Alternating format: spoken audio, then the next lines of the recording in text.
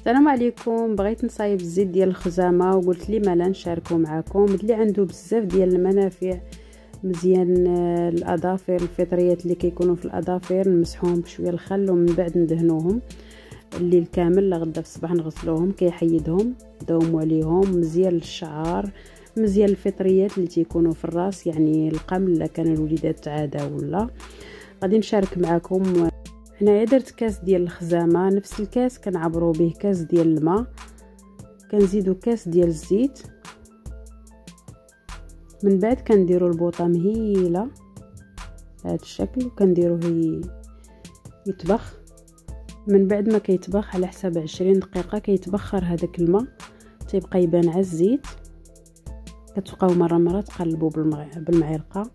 صدقوني طالعه واحد الريحه غزاله في الدار ديال الخزامه.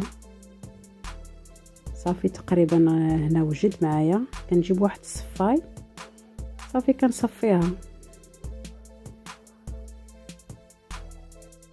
بعد ما كنصفيوها كنديروها في واحد القريعه تاع الزاج من طبيعه الحال معقمه.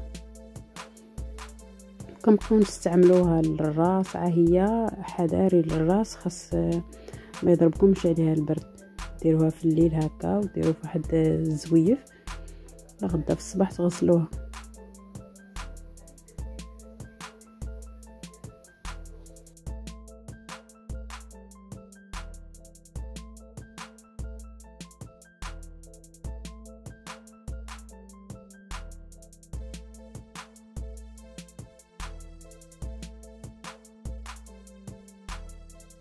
وهذا هو الشكل ديالها. طالعه واحد الريحه غزاله. الريحه ديال الخزامه طبيعه الحال لا يعلى عليها فيها واحد النسمه زوينه.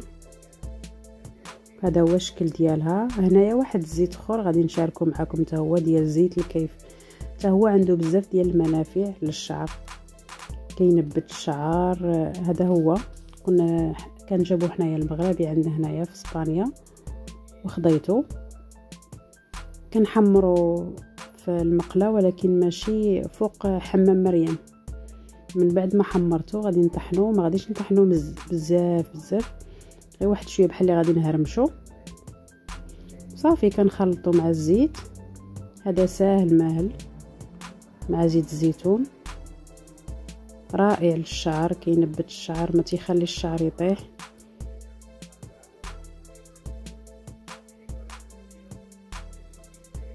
وهذا هو الشكل ديالو. زيت ديال الكيف شاركت معكم زيت الكيف وزيت الخزامه. هذا من طبيعه الحال من النهار الاول ديالو تقدري تستعمليه وبصحه والراحه. نتمنى ينالوا اعجابكم. شاركت معكم الزويت اللي كنستعملها انا للشعر ديالي. طبيعه الحال الوقت ديال طياح الشعر ولما لا نعالجوا شعرنا بيدينا. مع السلامه.